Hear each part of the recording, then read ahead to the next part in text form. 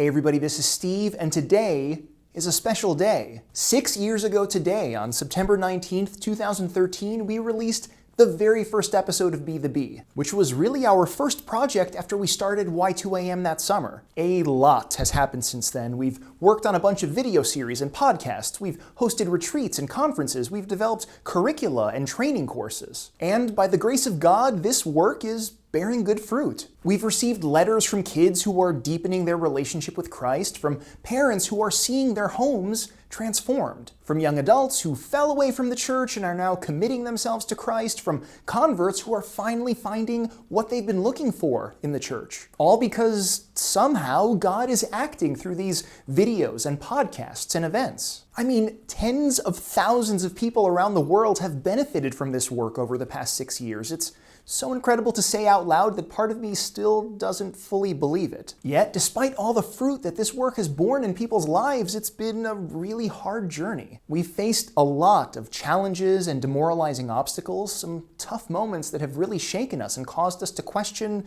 whether this is really worth the struggle. I've long struggled with a way to put this into words, but I think I have an idea. Christian and I recently watched this documentary called Parallel Love, and we recorded an episode of Pop Culture Coffee Hour on the film. It's about a band called Luxury, a bunch of guys that started making music together and all of their twists and turns over the last few decades. The guys in the band actually became Orthodox Christians, and 3 of them were ordained and are Orthodox Christian priests. Obviously, their lives are different today as compared to when they first started the band. They have wives and kids, they have communities that they shepherd as clergy. There's a lot in their lives they work to cultivate and safeguard and protect. And yet, when it comes to their art, they still talk about it in a provocative and disruptive sense. Because good music and good movies, good art generally, is going to ask tough questions and push you in a difficult direction. Good art is going to be true, and while the truth is beautiful and compelling and inspiring, it also might make you uncomfortable. The truth is always going to inspire a bit of soul-searching, a bit of repentance, and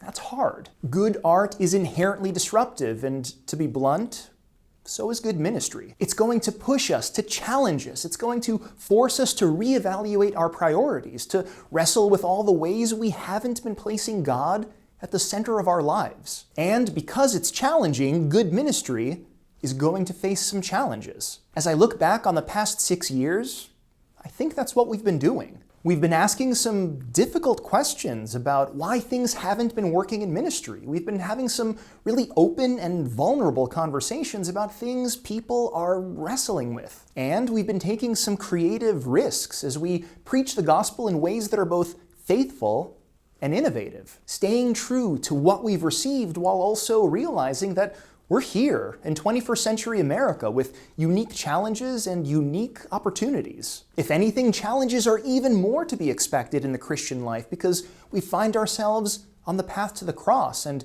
through the cross to resurrection. Because the Christian life is about dying to ourselves and allowing God to better work in and through us as we come to better know Him. A ministry worker recently led a retreat for some young adults, and he was really impressed by the people he met. It's hard to articulate, he told me, but they talk about faith like they've grappled with it. They talk about God like they know Him. He told me that he could see the influence of Y2AM in the lives of those young adults. Which makes sense, right? I mean, today's college students grew up watching Be the Bee videos with their parents and at youth group. And today's young adults listened to our podcasts and watched our videos while they were away at college. We've heard from so many people, both those who grew up in the church and those who've recently entered the church, about the ways Y2AM's work has had direct and lasting effects on their spiritual lives. So if ministry workers are encountering more young people who talk about God like they know Him, well,